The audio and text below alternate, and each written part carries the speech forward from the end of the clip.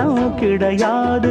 இது ஏழை படும் பாடம்மா, உன்னால் முடியாது.